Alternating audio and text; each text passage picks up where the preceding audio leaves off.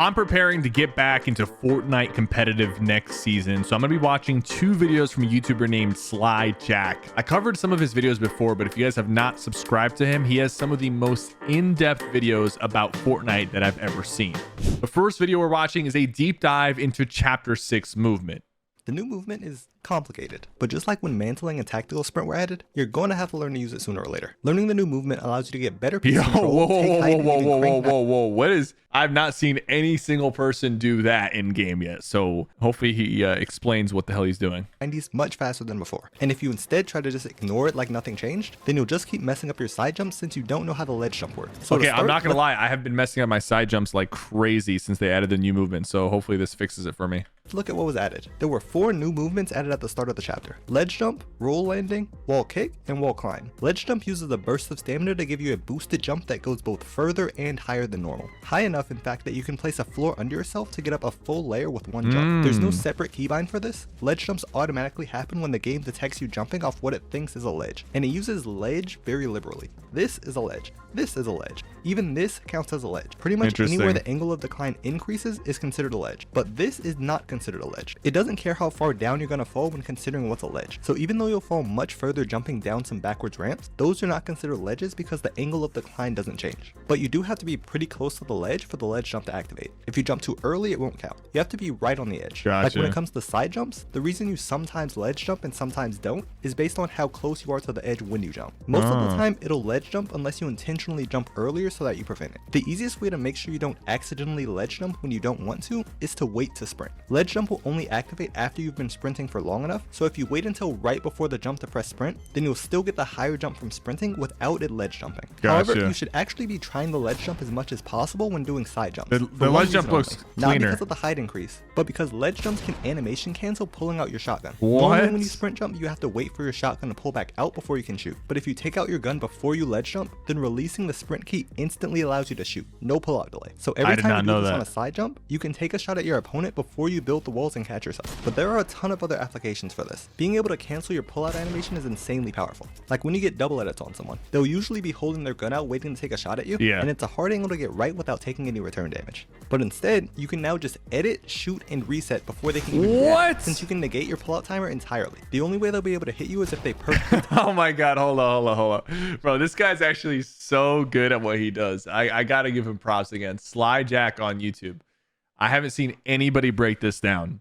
This actually changes my entire mindset about ledge jumps. Timer pre-fire. You can even use this when taking someone's wall. If there's a cone in your box and no floor above you, you can ledge jump off the cone as you make a wide edit, instantly shoot and reset without any pull-out delay. Bro, this is going to be abused so hard by top players. It's really powerful. And all of this tech is just from one of the 4 new movement mechanics. Next up is wall scramble or wall climb. When you jump in the air with momentum and are facing a wall you're next to, you can press jump again to run up the wall for a bit. It runs up the exact same distance every time. It doesn't matter if you short press or long press jump, it'll do the entire animation unless you cancel it by either pressing jump again or by placing a build or editing. Just like with mantling, you can't shoot while wall climbing, but unlike mantling, you can build and edit, automatically canceling the wall climb, which is great. That way you don't have to worry about getting locked into an animation and dying because of it. You can also move left and right quite a bit during the wall climb, but the direction you climb isn't determined by which button you're holding, but just the momentum your character already has. So if I jump straight up and then start holding right just before starting the wall climb, I won't move to the right much at all. But if I have momentum towards the right and then try to swap directions before wall climbing, I'll just keep going in the direction my momentum was already in. Either way, after you wall climb, your character goes into a kind of waiting animation. That's because after your wall climb, you're allowed another jump.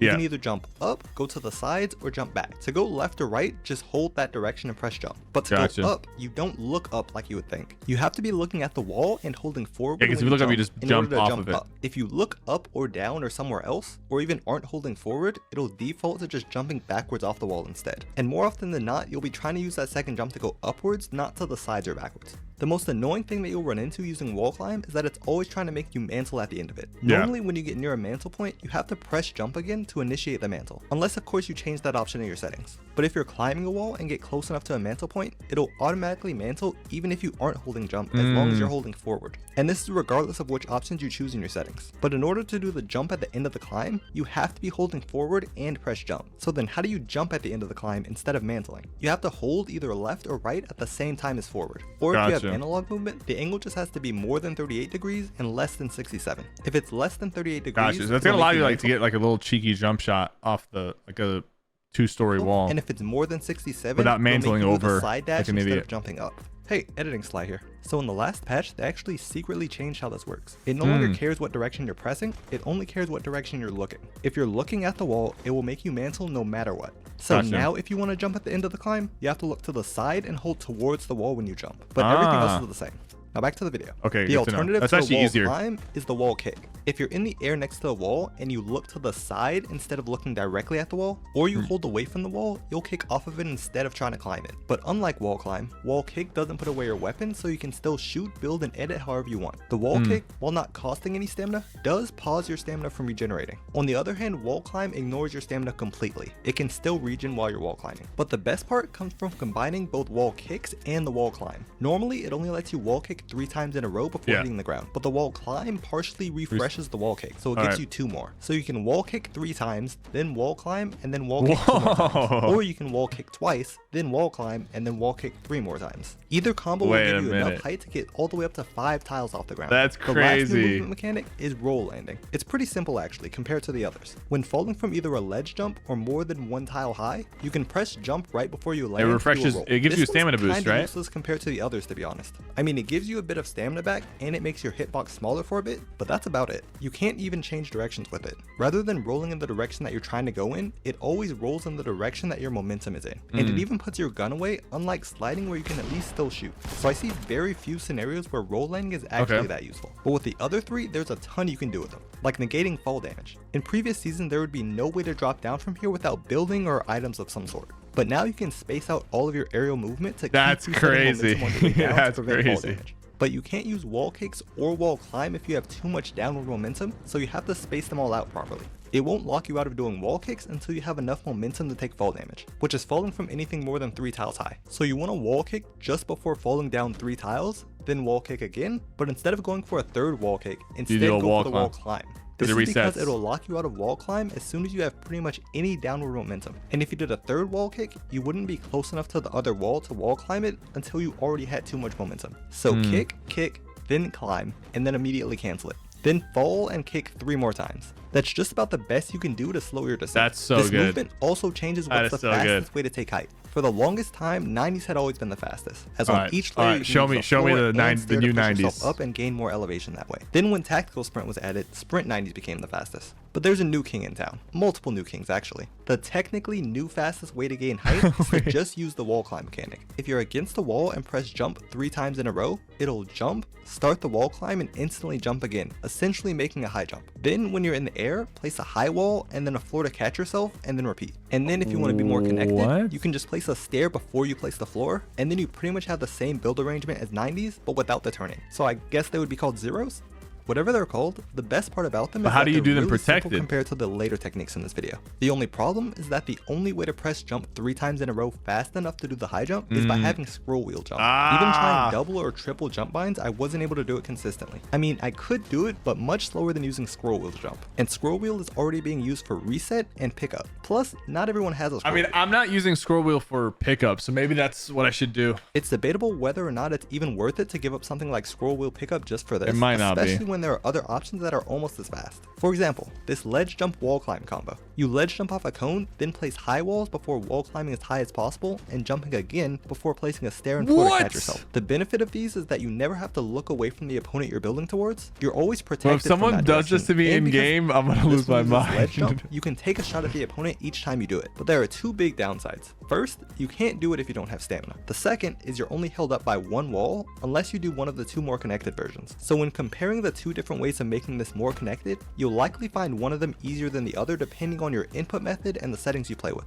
For the first one, after you start sprinting, hold this backwards cone edit until after you do the ledge jump off the cone. Then release the edit and turn around to place a wall before doing your wall climb. Then complete the rest normally, and there will be 2 layers of builds that they have to chop to break you out. No one's but if doing you have that. trouble holding this edit or turning around quickly, you can connect it the second way. For this one, after you start sprinting, I'm just gonna be honest. I'm gonna be honest. No one's doing this. Only release it after you ledge jump off the cone. Then rotate your stair twice to place a backwards ramp before wall I can see somebody doing this like once or twice in the middle of a build fight to like just try to take some Then elevation, during the wall climb, rotate the but stair not back be so that their you can main finish way the of rest taking of it. elevation. I feel like the first one is easier, but the second one allows you to never have to take your eyes off the opponent. Neither of them are particularly easy, but with practice they're doable. With this, you can take height faster than you could with sprint 90s, while having the same number of layers holding you up and giving you more opportunities to shoot your opponents. But doing zeros is even faster than the ledge jump combo, plus you can do them infinitely. You can't ledge jump more than 4 times in a row, Bro, but the you can do zeros one is without crazy. stamina. Even if you have no stamina and are fully jump fatigued, zeros work the exact same.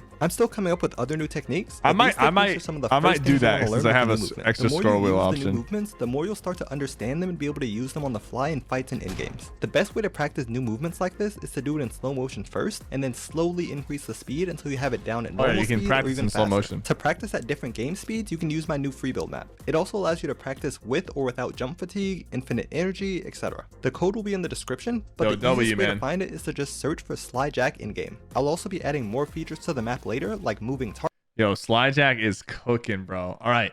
We have one more video from Slyjack. This one's a little bit shorter, but it's about moving faster in Fortnite. If I asked you which of these paths will get you from point A to point B the fastest, which would you choose? Assuming you have no mobility items, nothing like that, just your normal movement. I think I'm going to take the 3, the one where you go up the hill. Well, the correct answer is actually path 3. Simply Okay, put, it's at least because I it got has that the right. most elevation change. But to really understand why path 3 is the fastest, you have to completely understand how player movement works in Fortnite. So in this Using the video, I'll sliding, teach you right? Exactly that. Using the momentum Everything about going down player the hill. movement, and thus how to get around the map faster. Because while mobility items change almost every update, your normal movement is always the same, and you have to make hundreds of decisions a game about how to rotate. Knowing how it works can save you seconds each time that add up to minutes throughout the game. The first thing to note is that running up elevation is faster than running on flat ground. Their horizontal speed is the same, but that means you have to be moving faster when going I did not know running up elevation is faster. for them to be the same.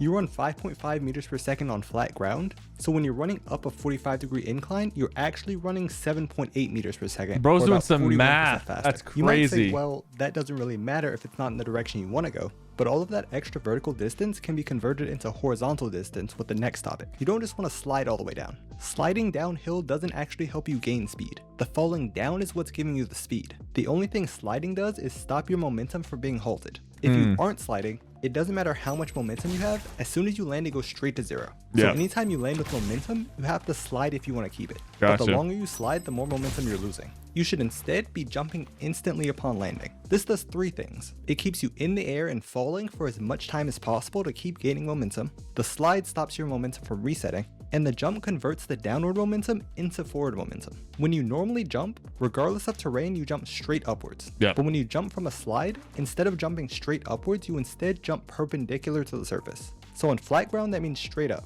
But if you're sliding down, it changes your jump angle so that jumping actually propels you forward. If you compare just sliding to slide jumping over any decline, there's about a 50% increase in horizontal That's a huge speed difference. with slide jumping. So That's a how you can huge gain difference. Insane amounts of momentum from slide jumping down an incline. Sometimes too much. Gotta be careful not to do too much and die to fall damage. But what about jump fatigue? Jump fatigue typically doesn't apply on declines even if you always jump as soon as you hit the ground because of how jump fatigue is tracked. It doesn't care about how long you're on the ground, it only cares about how often you're jumping. When on flat ground, after just 2 jumps, you're tired, so the 3rd jump will both not jump as high and slow your movement speed. But if you space the jumps out even just a little, then you're able to avoid jump fatigue. So when slide jumping downhill, because it takes longer to hit the ground each time, you're avoiding jump fatigue, out, avoiding jump fatigue. But that also means when going uphill, you shouldn't slide or jump for speed. As a matter of fact, you shouldn't do it on flat ground either. I often see players running around the map and sprint jumping. Makes it easier to get headshot around sniped. faster, but it's actually just slower. Yes, the sprint jump is slightly faster than just sprinting, but it takes so much more of your stamina that you run out faster, and in the long run it slows you down. On flat ground, sprinting and jumping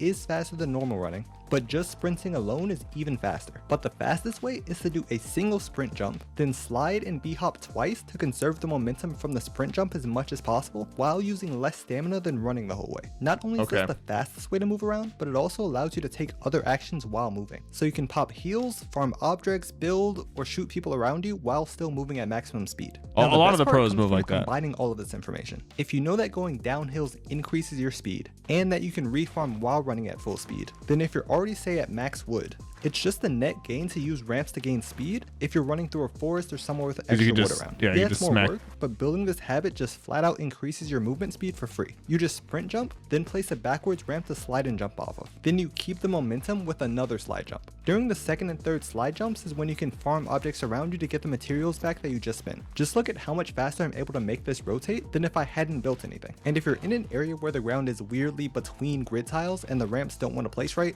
you can place a forward ramp first to connect the backwards ramp to. Now I'm not saying to always do this. You know you still need to stay aware and adapt based on the situation. But it's good to have the option when you just need to get from point A to point B as fast as possible. Now I'm not going to go into how to move the fastest with every mobility item possible because it's always changing. We'd be here all day. Plus it'll probably just changing it next chapter. Yeah. But in general, you just want to use slide jumps to keep momentum as much as possible. For example, with the grapplers now, it's better to grapple downward and keep slide jumping than to just grapple forward. Yeah. The same was true of nitro rings, shockwaves, etc. So in the next chapter's mobility has us flying out of cannons or who knows what else. Just remember to try and conserve the momentum as much as possible. Thanks for watching, and I'll catch you in the next one. Huge shout out to SlyJack. These are some very good videos. He's at 90,000 subscribers, so he's on his way to 100,000. If you have not subscribed to him, you should go subscribe to him right now. This guy puts out some really good content. Thank you guys so much for watching. Don't forget to like and subscribe. I'll see you guys next time.